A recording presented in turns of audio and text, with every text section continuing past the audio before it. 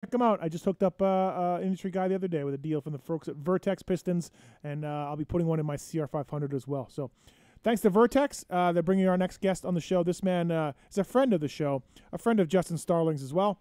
It's Monster Energy Kawasaki's Adam Cianciarulo. What's up, AC? Not a whole lot, guys. How you doing? We're good, man. How do you fix the 250 class? How do you do that? Oh man, that's tough coming from a guy that was there for 6 years. Yeah, but you were hurt. Yeah, I was. I really did only. I added it up. Sometime when I was done last off season, and it was basically equated to like 3.5 years of total racing time. Yeah. Yeah. So, The only thing is when you were there, you were winning. So people look at it as like a full season. Yeah. You know, you won races. Yeah, I don't know. I mean, I definitely wasn't winning the whole time. You guys see me in summer 2016. You could catch me back there in about 16th. But yeah, I don't know. I don't know how you fixed it. Yeah, I don't know. I don't like it. I don't like the way it is right now. I don't like J-Mart taking dives or McElrath taking dives. I get it, but what yeah, you know? Yeah, I know. It's not their fault. The system is the way it is. Yeah, it's not their fault. No, it's not. I get it, but you know what? Whenever you're a Geico Honda or a Monster or any of these other teams, you're writing checks to teams, and then your star riders aren't racing. Yeah, like what? WTF? You know? Maybe we could do some type at the end of every Supercross race, maybe regardless of the outcome. Maybe we could do some type of turn the podium into an octagon, and then the guys could beat the shit out of each other, and we get the TV views up enough to where we get more teams involved. That way, 250 guys aren't scared to go up and ride for whoever, you know, because they got a spot. Yeah. And then it's 6. I like that. I'm down for that. And then we get the UFC crowd as well. I like it. We get the That's UFC. pretty epic. I'll get my ass beat, absolutely, 100%, but I'm in. Oh, I like the 7 Deuce Deuce to come up on top of a grappling contest like that. I could see it. Incredible. Or the bear. Incredible. Yeah, the bear. The bear in there. Oh, God. Dude, it's over for these guys. You just posted that photo with, what was it, Gringo or something? Yeah, Gringo. He ran into dude, Gringo. He was ripped. Yeah.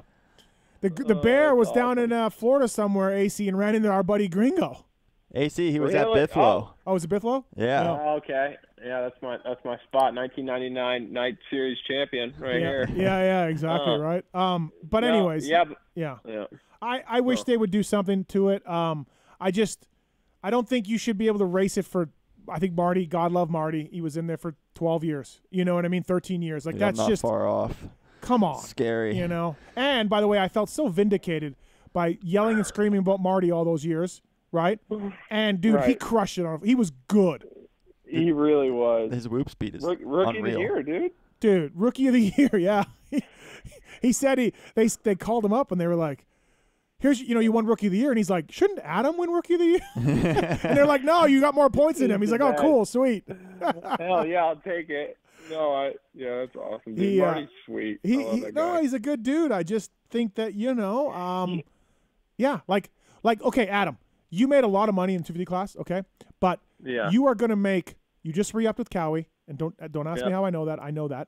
And you re-upped with Cowie. You got gear money. Like, if you win some races, which we all know you can do, and maybe, if everything goes right, you win a championship, you are probably going to triple your 250 earnings. You're going to crush it. Yeah. I mean, I agree 100%. The only obviously, it's a little bit easier to win in the 250 class. Yes, so of course. If you go to the 450 class and you're not running near the front, then some guys feel they can make more by a podium or winning in the 250 class just from a bonus standpoint. But I mean, if you have aspirations to be a top 450 guy, I mean, there's really no comparison at all if you really think you can do it. Don't you have aspirations? Like, don't all of you guys have aspirations? This is what you want to do. This is what you got up for and ride the bicycle for. Everyone has aspirations. 50s go, oh, we're going to just but think about it. Think about it. I mean, I get that mentality 100%. But think about the guys that have been doing this their whole lives and went to school through 6th grade, and if they don't make money, then what are they going to do? They don't. That's where they're looking at. That's the standpoint they're looking from. Wow. So it's like whatever I got to do to put some food on the table. You know what I mean? So Mark's added up some points. AC, you finished with 711 points in your 250 career, and Marty has 1348. Oh my God. My goodness. Wow, that's way more than I expected. I scored like I scored like 500 of those points just in 2019, probably. No, what is it, Marks? 500 points. It was 500 points before 2019 total. Yeah. And then okay. 211 in 2019. 211. Okay, yeah. So, all right. Oh, are we just talking about outdoors? No, it's just Supercross. Supercross. Oh, just Supercross. Yeah. Okay. So, anyways, Gotcha. yeah. Anyways, thanks for coming on. Appreciate it. Yeah. I don't know. This may not be a great judge, but when you went by me at Glen Helen on Thursday, on the track, you were riding very fast, ripping. Really? So I like your odds to like win everything because I couldn't even see you, dude. I couldn't even see you. Yeah, dude, you were out there late grinding. No, bro, that's what I do. You were barely getting the boots on when I was headed out of there. No, that's what I do. I wait till the track gets super rough. You know, that's how I get my best training in. That makes sense. Yeah, no, that makes sense. The test for Geico. Adam blew by me. Did you even know it was me, or did you have any idea? No, I didn't. Okay, yeah. I didn't. Adam blew by me around the outside, up at the top of one of the hills. You know, like you go up the hill and you just kind of stay to the inside. Yeah. And Adam went around me, around the outside, jumping down the hill, like just. I watched him ride at Paula probably 3 weeks ago now, and was just baffled at how fast he was going. And he was the only one not just revving the crap out of his motorcycle. Just no treading water. And I was like, dude, he's going so fast. If my endorsement is anything, you went by me faster than any other pro that day. I appreciate it. It's funny that same corner I passed you in. McAdoo and I, we've been doing a bunch of motos together. I know you love that, ram it. Yeah, ram it. But yeah, and so I gave him a little bit of time, and I caught him, and that was the last corner before the stop and start time, and I did the same thing. He tried to protect the inside, and I just went around the outside, and he was cursing at me after. It was pretty fun. We were ram it. Ram it was so entertaining in Salt Lake City. Does anyone know what happened at the last main event? Why he decided he got cleaned out by? What do you mean? He got cleaned out by I was confused as to Cooper. Yeah, but it was like 3 minutes after the moto he decided to go finish his moto because he couldn't start his bike. Was he okay? I don't know. He didn't look like he was a little exhausted. We're fine. That's our sweet spot, dude. I was like, okay, they're dead silent in the stadium. I'm thinking the 450 class is getting ready to go. Everyone was getting ready to go. Yeah. And he just all of a sudden bike starts and he's just rolling through the whoops, and I'm like, oh, wait, what is going on? Like 2 years ago, we were in Geneva together, and he wanted to upgrade his flight home, and we were live on the air. We were doing a show, and Brayton pressured me into paying for McAdoo's upgrade. Don't ask me why. No. Don't ask me why Brayton, who's a millionaire, is getting me to pay for McAdoo's upgrade. But I felt sorry for the kid, so I gave him $400 for his Delta upgrade. Right? Yeah. Because I just he's a nice kid and everything else. For years, I kind of resented that I had to pay that $400, right, to McAdoo. And blah, blah, blah. Absolutely, as you should. As I should, except as I told somebody, I'm like, McAdoo gave me $400 worth of entertainment in Salt Lake City. Like, I'm happy to pay that money. He was involved in everything. He was crashing. He was making dudes crash. He was getting taken out. He was taking out guys. He was jumping. He yard sailed his bike into me at Oakland last year and broke my wrist. Dude, awesome. He is a thrill a minute. But he's so nice. Like, the best. So he literally Super cartwheels nice his bike into me at the end of the practice on accident, Yeah. but it happened. We both go down. I break my wrist. I come back in Atlanta, and before the first practice, he comes up to me and when we crashed, I was in his face. Yeah. I was super pissed. Yeah. I was screaming. Right. Wasn't good. Comes up to me in Atlanta and apologized to me for 5 minutes. Right. Just could not say sorry enough. I'm like, dude, it's all right. It happens. Yeah. I'm over it. Right. Whatever. And I became a fan of the guy. He was amazing in Salt Lake. Everything they could. Go ahead. At Vegas last year, after he was riding really well. I think he podiumed that night. But third. In the heat race, he was in front of me, and I was probably being a little bit sensitive too, just because obviously we had a lot on the line. But I told him he was swerving me all over the place, basically. And I didn't know. I'd never talked to camera before in my life. So I came up to him before the main event, and I basically told him if he did that again, I was going to kill him. And he's like, well, what do you mean? If I did it, I'll admit it. He was being super nice. Yeah. But now that I know him and now that I'm with him all the time, I just realize he knows no other way. I mean, we just send it. It's just what we do, which I can relate. I can relate. Yeah. Yeah, you can relate to that. He really doesn't do it on purpose. He really doesn't. We're just going for it. He was so thrilling in Salt Lake. Every time he lined up, there was going to be something going on with Cameron McAdoo. And casing jumps, quadding things, just whatever. It was amazing. He full sends 24/7. Yes, like I said, he gave me $400 worth of thrills in 7. Kid's got heart. Yeah, that's for sure. Absolutely. So he's gotten like so much better in this past, I don't know, 6-7 months. I feel like. Yep. If he keeps going on this, if he keeps up on this trend, I'm gonna have to stop training with him. Hey, before you knew him, when he was at Geico, the guys are at Geico are like, dude, the guy's an animal on the bicycle. He's just an animal. Like, I'm just like, what, really? Like, I don't know this kid, like from Iowa or whatever. Yeah. They're like, he's insane. He just grinds, tries, just hammers it, trains his ass off. Insta story almost every day is cycling or something. So yeah, it's funny. He is strong on the bicycle, and I kind of make fun of him and Nick together because I think Nick. I didn't know Nick during his career really, so I'm left to make assumptions. But I feel like they were pretty similar in terms of their mindset, which is basically like I just have to do more. I have to try harder. I have to work out longer. I have to ride the bicycle faster. I got to lift heavier in the gym. Like that's just their deal. Yep. And I always give him and Nick crap because anytime any cyclists out there know, anytime you're leading at the front, like it's just not polite to come beside somebody and like half wheel them, like be half a wheel in front of them and just be kind of pushing. That's not it. That is not it at all. And both of those guys are like that. And now it's just coming to the point where I pull for as long as I want, and then if Cameron is pulling up, he used to just pass me. And now if he pulls up alongside of me, I give him the side eye, and he's like I'm going to push him into traffic, basically. And that's the only way. That's the only way I've got him to sit on my wheel for more than like 3 minutes. Yeah. But most of the time, I just let him pull me around. You got to get the door, or are you all right? Yeah, I don't know. I don't know what I got going on. But continue. You gotta call them whackers. So we had the Lawrence brothers in studio in Salt Lake, and they just started. Yeah. They're like, "Oh, you mean whackers?" And I'm like, "What?" "Oh yeah, whackers. We call them whackers." It's McAdoo. That's their name for McAdoo. Whackers. I'm like, okay, all right, cool. Yeah, he's great. He's entertaining. But anyways, back to your story. So, all right, 450 Supercross went well. Yeah, you got hurt, but whatever. Your balls ass fast. We all know that. It still was a good year. Was it 11 practices in a row fastest? I don't, dude. Who knows? Yeah. 11. Come on now. Yeah, it was a lot though, wasn't it? I remember. Anderson broke the string. No, Marty broke the string. Did it. And Adam told me if anybody in the industry could break it and he'd be happy, it'd be Marty. Yeah. Oh yeah, I forget. Where was that? That was Anaheim. It was Anaheim. Oh, two sets of whoops and a dragon's back. They're so good in the whoops. Yeah.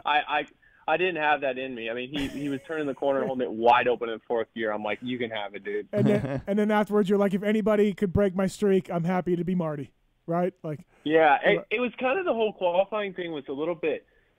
It was weird because I had no idea. Like I was confident in myself, but no idea that I was going to be able to be like fastest. Once I didn't know if I was going to be able to do it one time. Like it's hard. But then I was starting to like be fastest a lot. Like after like 2 races, then I kind of started feeling some pressure to keep it up. Like I didn't want to feel like I was falling off, Right. And then it just kind of steamrolled, but it's pretty funny. It's the wrong streak to have, but hey, at least you got a streak. Listen, I don't, maybe Cowie, maybe you don't think what successful year it was to me. You're fast. Anyways, so my question is, you're getting ready for motocross after a successful 450 Supercross season. Is it easier to ride your 450 fast outdoors or easier in Supercross to ride your 450? Like, what's harder or whatever for you as far as indoors and outdoors on a 450? Outdoors, for sure. Yeah. Yeah, it's just a lot of motorcycle. Right. And I mean, if you look back and watch me ride a 250 last year outdoors, it's like I cannot ride like that. I will not be competitive if I ride the same way. You just can't have that same aggressive, all-out style on the 450 outdoors. It's just you have to be. It's hard because our number one guy Tomac is like not an example of this, but it's just, you have to be so you have to be the opposite of that essentially. And that's no diss, he makes it work, but like I guess the way to ride a 450 is to, like, you just have to be light everywhere, easy on the gas, high gear, not revving it, maybe on a 250 last year I could get away with, maybe on a 250 last year I could get away with like dragging the rear brake a little bit here and there just because I can muscle it around. And now it's like all that little technique stuff has to be refined, and everybody has their own way of doing things. But I think from my standpoint, outdoors has been definitely more of a transition for me. But not saying it's been a struggle either. I feel really good, but it's required a lot of effort and focus on my end to kind of change some things. Yeah, Tomac's the only one that you see that just is bulldogging Yeah, everywhere.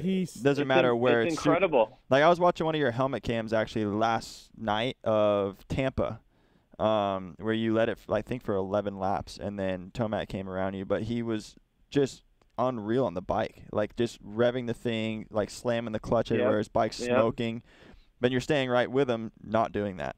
You know, it's like he's like the only one that can do that, but if he tried to ride like you, he would be 2 seconds off.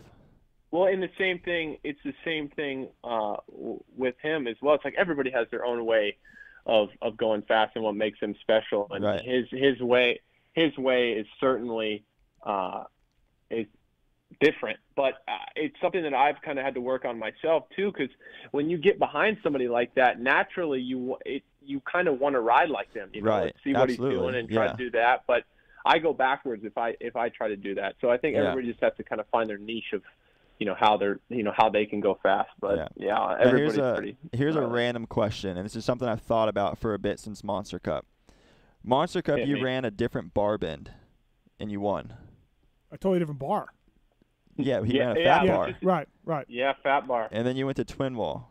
Why did you make that switch? Hold on.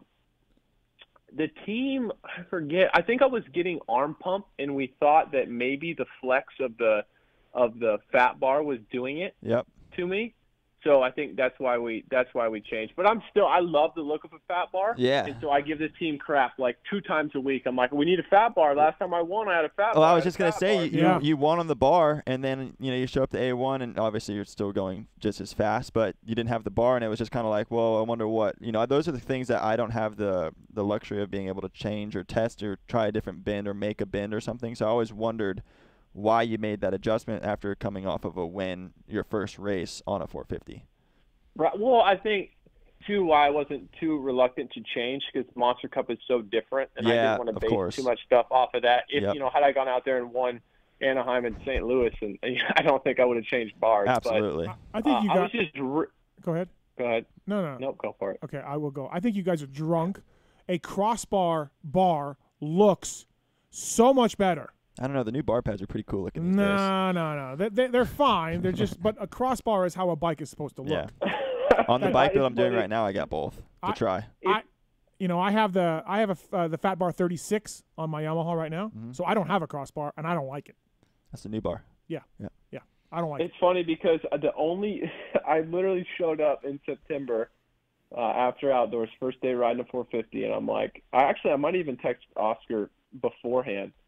And for some reason, I wanted a fat bar. I wanted to be factory Kawasaki, and I want a fat bar. I don't know why. I don't know why. There's a specific vision in my mind. I'm just a weird person like that, where I have these little things that I don't know. And I'm like, I just want a fat bar on the bike. And they're like, why? Like, you've been running a crossbar. And I'm like, I don't really have an answer for you. I just want a fat bar. I just want that. I built a Kawi 450 last year, and the first thing I put on was a fat bar. So I was like, that's what you got to do. That's it. Nah. But I will say, you guys are too young. But when Bradshaw showed up with the first pro taper without a crossbar, like, you could have fucking you could have told me anything, and I blew my mind. You're like, where the fuck's the crossbar? Now where's the crossbar? The new fat bar, what's different about that? It's a bigger diameter on the bottom. Less flex? More flex. Okay, so I was just wondering if that was something maybe you would try then. I don't know. Those are things I don't know. So that's why I asked the question. Kenny runs the Fat Bar 36. Cowie probably doesn't. It's all political that way when it gets into that stuff. Not enough time for testing and that kind of stuff. So you might. I don't think we've seen the last of the Fat Bar on the 9. I'm not ready to put it to bed yet. Right. Hey, did you see that we tested the Geico Honda? Yeah, how'd that go? Dude, I think if they run into some injuries, they may look my way. Really? Yeah, maybe. They got to run into a few injuries, but Yeah, they got to get deep in the bench. deep. But there's a chance. Yeah, I rode Shimoda's bike. I rode Mumford's. They may put one of their own mechanics on the bike before they put you on. I don't know. God, it was so rough, the track. Like, what are you doing? Who wants to be out there for that? Nobody. And you're not. It's not even fair. It's not even a fair tryout for you either, because you're not there early enough to see the lines develop. You just get thrusted onto the big stage like that on the track speed, and that's what I'm saying. You got the sun in your eyes, and it's hot. I mean, believe me, not a fair shakedown. I've already put the request in to test the number 9 Cowie, and it'll be done at 8 a.m. 8 a.m. That's when it'll happen. When the gates open. So that'll be it. Love it. So you guys have some history. Oh, before I get into you guys' history though, are we unblocked with Brian Deegan yet? AC, what's the status of this? Yeah, I did get unblocked. Okay, all right. I still blocked? didn't get it. I was blocked. I've been blocked for. I remember a long time ago. It was after an outdoor race when I had to be 17, 18 years old. And he said something to me, or he said something about me that I didn't like. So I DM'd him, and obviously you guys know me. I'm not very aggro or disrespectful or anything, but I was just like, dude, I don't appreciate what you said. Here's why, blah, blah, blah. Right. And then it was fine. And then, I don't know, I hadn't followed him on social media, but I just came across his page a few years ago. And it's, it gave me the whole no post yet thing, and I was like, oh, that's weird. Like, what did it can't be from that exchange back then, can it? And I'm not sure if I just was, I don't know, something I didn't like or something. But yeah, I'm unblocked now. Dude, one time in front of like a bunch of people, they're like, dude, you got to check out Anderson's quad he was doing in practice or whatever. He posted it on his Instagram. Mm-hmm. You got to check it out. I'm like, oh no, he was quadding that. Like, they're like, yeah. They're like, oh, you got to pull it up, and I'm pulling it up. And I'm like, what is it? And they tell me, and I'm like, nah, that's not it. And they're like, no, that's it. and I'm like, wah, wah, wah. You're like, shit. Everyone's, oh, too bad, Mathis. Oh, that's good. So I didn't even know I was blocked until then. But now I'm good. I'm unblocked now. Yeah, but and you got a jersey ahead of you, too. Yeah, and I got a jersey behind me. But you guys have some history, awesome. Starling, you and Adam. Yeah, East Coast of Florida guys. I mean, all the way to last year, Houston Triple Crown, we tried to hug during a race. Oh, yeah, that's right. Yeah. Oh, yeah. Geez. Dude. No flagger. I come over the jump, and I'm just like, well, I got to go left. AC's on the left. He runs to his bike. I'm like, I can't do anything. Yeah. I'm sorry. Yeah, that was no, it was fine. I gave – everyone was like, man, like, that was gnarly. I'm like, dude, I'm so glad that his core strength is strong because he kept himself up. Like, that was all that was. I was probably going to go down, and you just, like, jumped on my front fender and rode it for about 10 feet, and then you were good to go. Yeah. Yeah. Well, it's funny. That's one of those scenarios. I'm down on the backside of a jump with a pack coming towards you, where I stood there for a second. I'm looking up, looking at the bikes, hurling towards me. I'm thinking to myself, do I want to risk my life for 11 points? And it took me, I don't know, it took me less than a second to be like, yep, like, let's do it. Yeah. Let's get landed on. No problem. When I was in the air, I remember trying to turn my bike left because I saw you just far enough to the left. It was a tunnel jump for the finish line. But there was no flagger on it. Right. The flagger was on like the other side of the under part, waving. I couldn't see that, and I was only behind him like at the time it was like second or third lap, like 5 seconds. So it was like couldn't see it. Yeah. And I remember just being in the air, and I'm like, I got to lean the bike left because if I go right, there's a handlebar, and I don't want to snag the handlebar. If I'm going to hit the bike, I'd rather it be like the seat or something. Yeah. And I turned left, and at this point, I'm not looking at Adam. I just saw that he was way left. Yeah. And I'm looking at the bike, just trying to avoid the bike, and I just remember looking up, and Adam is holding onto my handlebars. And I'm just like, oh, my God, I just about killed Adam. Can I just say, though, like not in Adam's case, but I see guys crash, and I just like you see them just run to the side of the track on a flat straightaway, and they just wait. And I'm always like, dude, they'll see you. Like, they're not going to kill you. Like, I'm not in their shoes. But, with Marvin, when Marvin getting trapped under his bike, I mean, I reenacted that and got out from under my bike, just FYI. I saw that. But I just don't understand some of these guys that don't. Not in Adam's case. Not in that. That's a blind jump. I get completely that. blind. But I see guys run to the side of the track on flat straightaways. Mm-hmm. And I'm like, bro, you just pick your bike up. If I was Adam, I'm the same thing. I'm not even worried about the points thing because I'm not in them. I'm just like, my bike's down. It's a race. I got to get it. Yeah. That's what I'm doing. Right. And, I mean, I almost all killed taught him. that by our parents, right? Like, get your bike. I almost hit him, and then had I not maybe done that, he would have got hit by Chris Howell, actually flipped over his bike. Yeah. So, like, yeah, it was just a really crappy area to go down because there was just nothing we could do. What? When do you remember seeing your first time seeing Adam Cianciarulo there in Port Orange, Florida? I was definitely at Bithlow. Definitely 4 to 6 days because I was 7 to 8. Our families were always close. Yeah. So we would do the Florida Series and Gold Cup Series, and he'd be the class below me. And we were traveling here, traveling there, traveling to Muddy Creek for regionals. Was he always fast, like right away? Yeah. Always, like even 4 to 6? And it was one of those things as a kid, I didn't even know what I was really going to do. I just did it because that's what we did every weekend. It was our way to hang out and everything. But you could tell something was like different with Adam. Where I was doing it, it seemed like for a lot of fun, and my parents could like afford to do it just as fun and everything. But you could tell Adam wanted something. But at the time, I didn't know what that was. Right. He didn't even know what that was really. Like it was just go race, but he raced with like some type of drive. And then all the way to 60s, we'd go to the track and we'd go to Thundercross, and him and his dad would do. What the hell's Thundercross? It's another track. Okay. Yeah, it's Okeechobee. I was like, I was thinking like, is this some sort of like a Thunderdome? Like, No, just another track down south. But we'd go there and ride, like a Thursday afternoon or something, and Adam would just be doing these sprints, and it got to the point where he was the class below me, but I was on 60s, and I had to start jumping behind him just to try to like learn how to get faster because I was going there with my mom. She wasn't, out there pushing me. She was just like, go ride. Right. But they were always doing something, and I was like, okay, like I should do all that. And then, with the Ronnie Tishner days, like I trained there for a couple of years. Adam was doing the same thing, and it got to the point of he was younger than me, but we started following Adam because we could tell that there was going to be something there. And I remember like literally all the way up, and then like, dude, he always had the drive, and he never went to the track just for like, just to go to the track and ride. He went there for a purpose, and he loved that purpose. Yeah. It wasn't like, oh, I'm going to get burnt out. Dude, he was just constantly working, but Adam wanted it. But Adam, you wanted it. It wasn't Alan. It wasn't, you loved it, right, Adam? Like that's what you told. Yeah. That's how you told it to me. Yeah. Yeah. Yeah, it's crazy. I mean, it's super hard for me to. It's. I wish I had more memories of those times, Justin, because I feel like I've always had what you kind of were describing. I just always wanted more, or wanted what's next, and I just kind of always turned the page and never really thought about what I was doing at the time.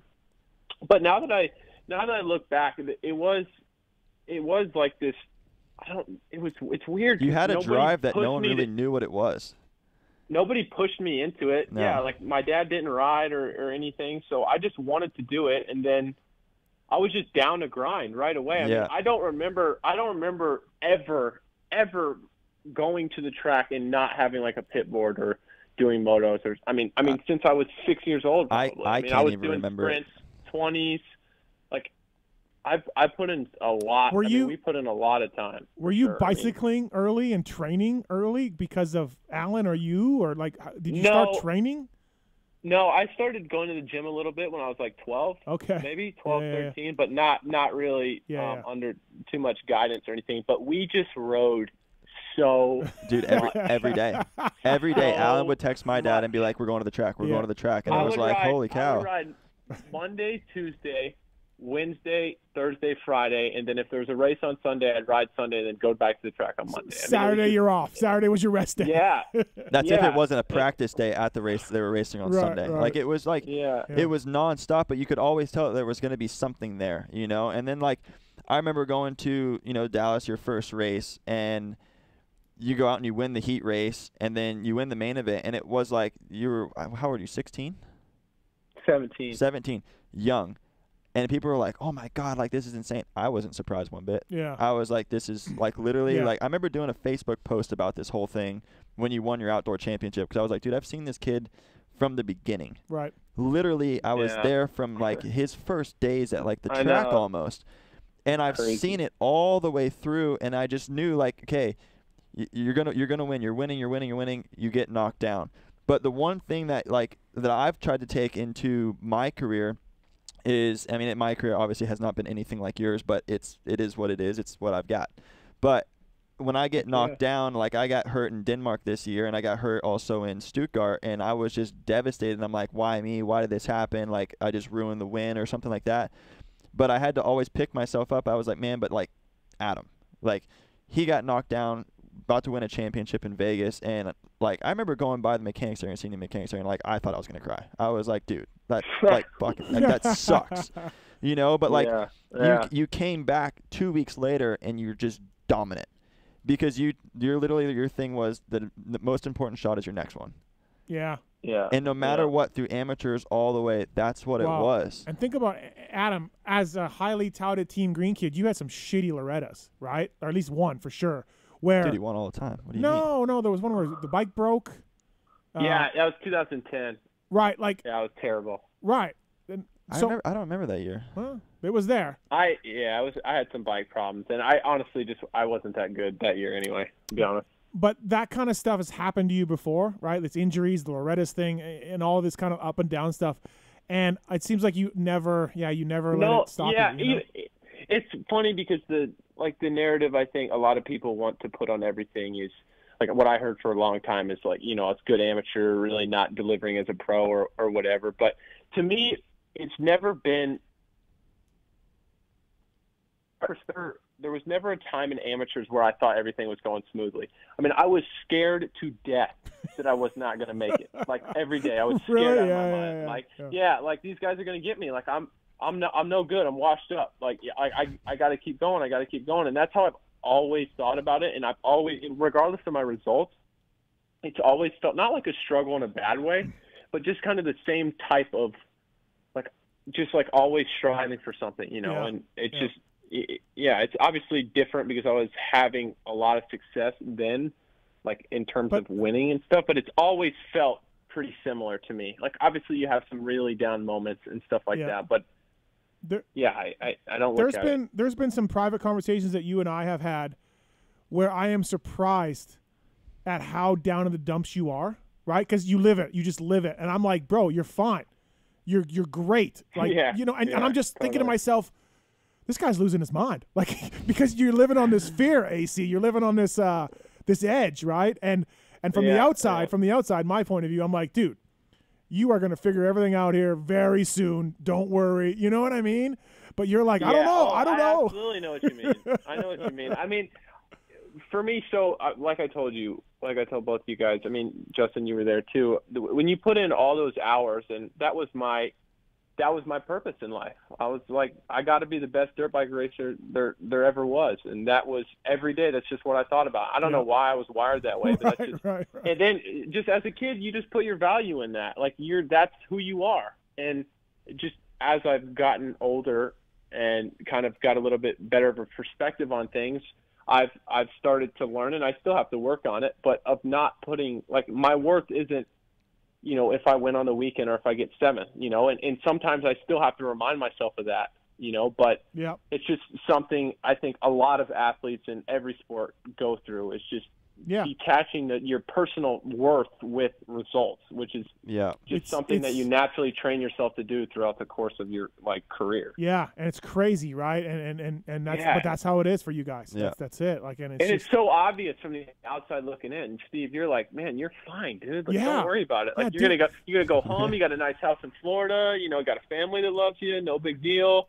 You know, make a bunch of money, and I'm like, dude, my life's over. Like, I'm dead. Like, I might just go down. And I'm like, dude, last 2 weeks ago, you qualified fastest out of the world. You're the fastest Supercross rider in the world 2 weeks ago via lap times. You know what I mean? Like, and now you're acting like, oh, dude, Cowie's going to fire me any minute. Any minute, Cowie's going to fire me. Any second, I'm getting the call. Right. Like, Dan Fahey called, I'm fired. Yeah. You know? So, it's funny. But, you know, honestly, Adam, you're kind of, there's this thing that Jeremy came up with years ago, and I believe there's some volition to it.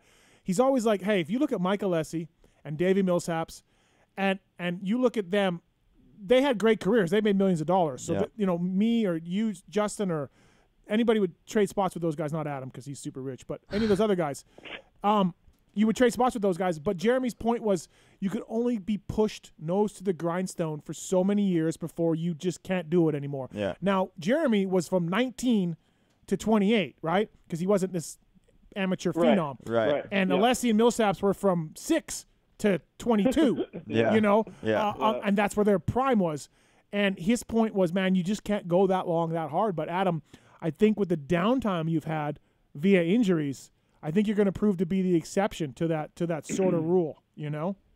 Yeah, I mean, I really think it probably saved my career, to be honest. Right. Because, yeah, it's just, and two, my dad, he always had my best interest, but he wasn't an expert in the sport, and he just saw how bad I wanted it, and he wanted me to, achieve all my dreams. I mean, the guy went crazy out of his way for me. I mean, unbelievable. But we both didn't really know what we were doing. We're like, the same thing I talked about McAdoo and Nick earlier. It's like, we got to try harder. We don't know anything else. We just got to keep trying harder and keep putting in more time. Yeah. And so it's nobody's fault. It's like, and you start winning when you're 6 years old, and then you think to yourself, well, I can't stop winning. Like the value is I'm gonna start decreasing my value. And so it has been a grind, but like you said, having the downtime and kind of, it's almost like a complete reset, because at one point everybody writes you off, and even in your own mind, you're maybe writing yourself off a little bit too. And you kind of like, I needed that underdog push. Like I needed to come back and, prove it to myself and to people. So it's kind of funny how everything works out. I definitely have that same thing you mentioned there. Like those type of perspectives have helped me a lot in tough moments. Yep. I remember you worked with Red Dog for a little bit, or Tishner brought you to Red Dogs. This was when I was his mechanic. Yeah. I don't know what year that was. That 08? 08. Oh, so I wasn't Timmy's mechanic then. I just stopped. But anyways, Red Dog was like, no, this kid's gonna be legit. Like he has drive. He has drive. He wants to go out there and ride. Mm-hmm. And I'm like, is the dad crazy? Like, is he? And like, no. This kid is the one driving it. Like, it's Adam. It's not the dad. It's not sponsors. Dad would go coach, and it was good. Right. Yeah. So yeah, it's pretty funny how that works. And like you said, AC, that's just the drive you had. You might be if you were a plumber, you might be the best damn plumber in Port Orange, because you'd be getting up every morning at 6 a.m., be driven to be the best plumber. Do you know what I mean? Like, just whatever you do. Like, I don't know. So. Yeah, I think I'm definitely glad. I've never lacked motivation, and I'm very, very stubborn. So that's helped me in times for sure. But we all find our things that motivate us. Can I get some blitz soon? I'm getting low on blitz. I mean, absolutely you can. Am I on the program? Right? I'm a team Arma. Yeah. Okay. Yeah, we'll get you some blitz. I need some more myself. I go through that stuff so fast. So Nick blew my mind the other day. He said, put some fire into the blitz. Oh, my gosh. Come on now. I didn't know. No one told me that. It blew my mind. It works. It really works. Oh, it absolutely works. Is that the move? Yeah, the strawberry lemonade fire with the regular blitz is the jam. Okay. That's I've been saving the fire for special occasions, like when I really need to put it to Madhu, second moto, Tuesdays. Yeah. So that's my go-to, dude. I just started doing that, by the way. So please check it out, everybody, if you want Arma.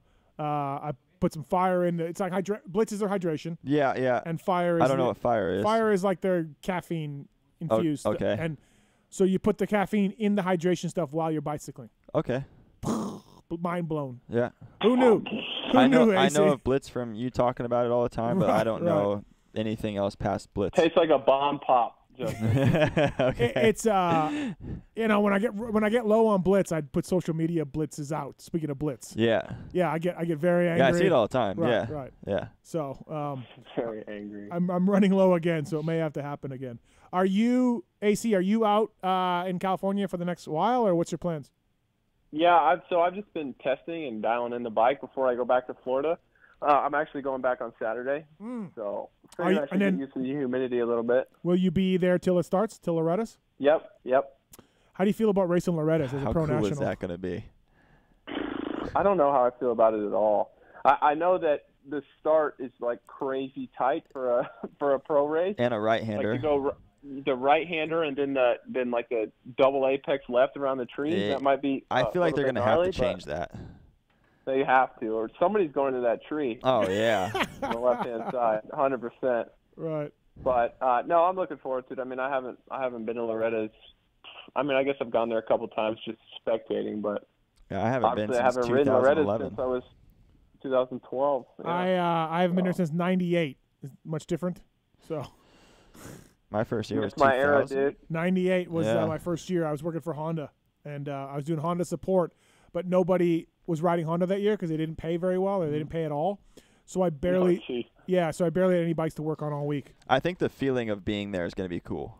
Because, like, I haven't been back since my last year was 2011. So I guess technically I went in 2012 for, like, 2 days at the end there with my old team that I had to go for. But, like, other than that, I haven't been back. Yeah. And it's going to be pretty cool to go back and race again. We're at a place that I really didn't think I'd ever go back and race again. You know, maybe in the future, that class for fun or something. But, like, you just don't think about it, you know. And then, like, that's going to be the first round. Like, that's pretty cool.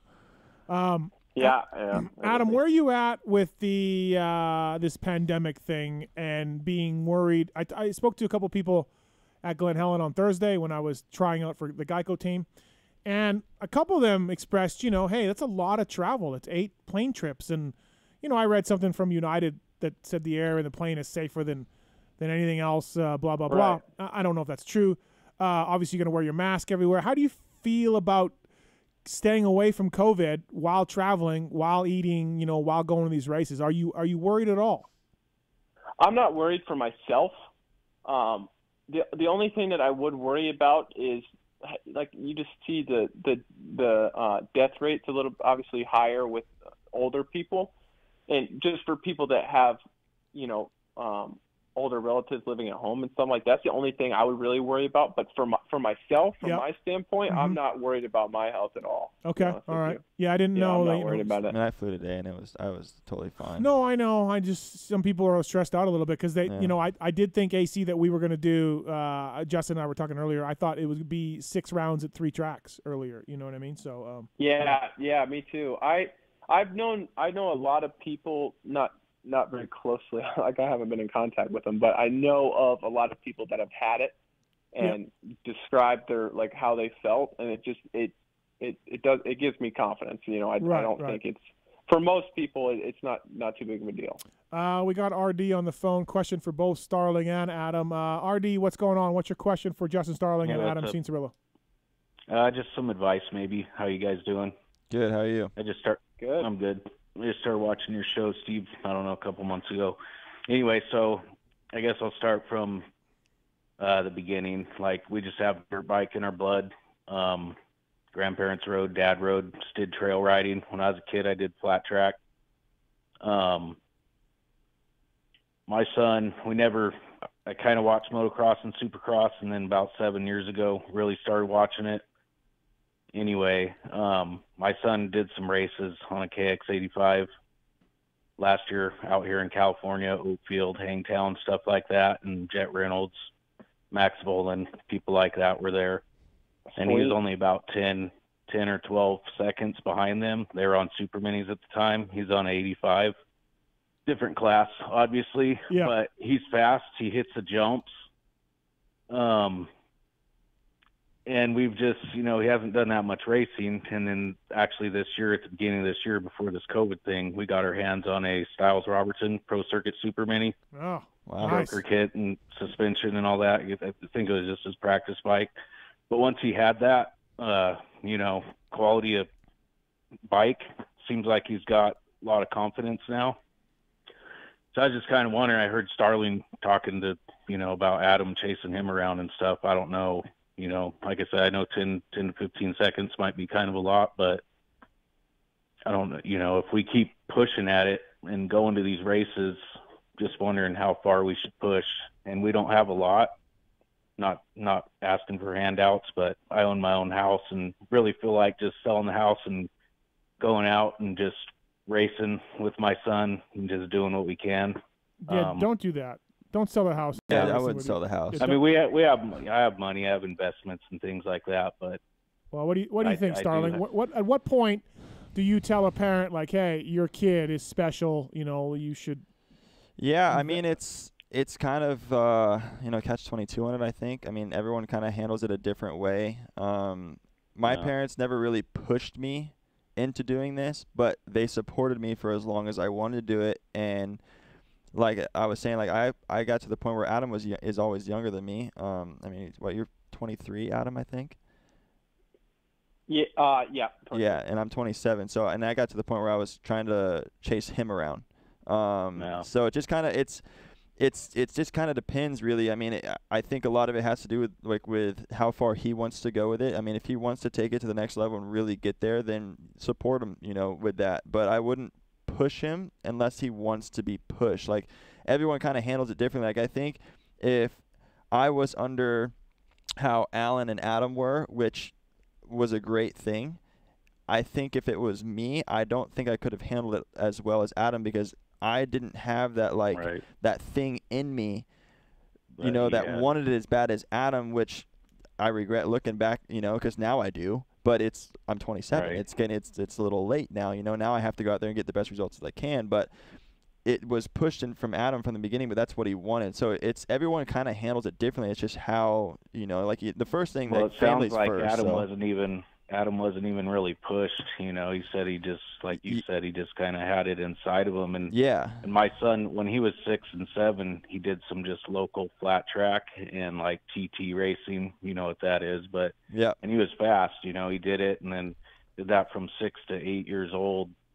And then we're kind of in Central California, so we're not like down by Paula and all those tracks down there. And then there's these tracks up. We had Hollister. I don't know if any of you guys heard of that. Heard of it. That track's a state track, and it's hardly ever open. So we would just trail ride at Hollister Hills and stuff. And then we seen a series with the AMP GFI guys, and we went and hit that up. And it was like he raced against 10 to 15 kids the whole. Well, how did he do? How did he do? He won the Gold Cup. Okay. And 10 to 15 kids showed up every time. And it wasn't the main intermediate class, but then I was looking at his lap times, and he was going to move up to that this year and he was going to do the mini senior class on the super mini this year, but the COVID thing happened. And I said, we're on our way to hit. Go ahead, Adam. I would say that, obviously let him ride for fun. I mean, obviously, but you have to, me, for it to be for like you talking about like selling your house and doing that stuff. And to me, it has to be so apparent to you. Like you shouldn't have to be questioning it. Like you'd be able to see it in his eyes and what he talked about and how he rode, and if he was watching film all the time. And it needs to be something like if he's definitely going to make it, like it has to be very clear to you, I would say. Beyond that, and see, that's the only reason I even ask and say this, because I mean he's all moto. I'm all moto now. I mean it's all we. I said we're watching Pulp MX show on Monday nights. My son's designing stuff on MX Simulator, making helmets, racing on that when he's not riding his dirt bike, and all we want to do is go to races. That's and cool. Like I said, I have money and stuff, and we have another property up north with 40 acres that we built a track on. I think RD, I think you got to be winning at the local level, a lot before you do anything, right? Before you go anywhere, go to Loretta's once and make Loretta's, go there, see how you're doing, and take it from there. Because once you go to Loretta's, even though you're winning in NorCal, you go to Loretta's, you may be get 40th. You may be like, holy shit, right? Like this isn't going to work out. Mm-hmm. So, for sure. I would settle it down. Watch the kid ride, go to Loretta's, see how he does, and then go from there. Yeah, I definitely got to do a year of Loretta's and just see where he's at. Yeah, no, I didn't mean like sell my house right now and go hit the road, but hey, we're another year. We're gonna give you a set of Michelin tires, all right, for the Super Mini. Okay.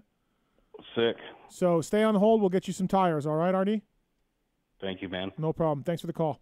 All right, just get his information. Michelin Starcross 5 tires for Super Mini now available. So we're going to give some to RD. So, AC, before we let you go here, who wins the NBA championship? Remember that? I got a lot of money on the Lakers. Really? And by a lot, I mean like $25. Right. Yep. No, I don't know. I feel like the logic tells me the Lakers are going to win it, but the fact that it seems like everything's building up for the Lakers to win the championship makes me believe that it's somehow not going to happen. So I'm not sure. I'm not sure if it's the Lakers or anybody but the Lakers. I like my Raptors right now. Gasol came in like 20 pounds lighter. 20 pounds lighter. He's a beast now. Stop it. Please stop. They weren't healthy before the thing got suspended. I think the Raps, bro. they'll lose in 5 games in the second round. Oh, here we go. All right, here we go. No, okay, I think I like him. I think they got some good things going. Okay. I just want to hear the motocross stuff. And what about? I'm not an expert. And what about hockey? Where are you at on that? Oh, jeez, dude. Connor McDavid, guy's an absolute stud. He is, yeah. That, I got nothing. I admire the honesty, though. It's great. Yeah. All right, man. Well, hey, thank you for calling in. I appreciate it. Thanks for the time. Honestly, it's great. And like I said, the way you went around me at Glen Helen, like I don't know who's going to stop you because he would do the same thing to me. It was phenomenal. I just was like, oh, here comes Adam. Like I saw him coming. Here comes Adam. There goes Adam. Yeah. He gone. He gone. Yeah. So ripping. Thank you, guys. Thanks for having me. Yeah. Thanks, Adam. Good talking to you, Justin. Yeah, you too. We'll see you soon. See you, man. All right. Oh, we didn't even talk about Chris Betts with him. We should have brought up Betts. I follow Betts on Twitter. He's phenomenal. Yeah, he's awesome. He's phenomenal. Yeah. He's coming in studio.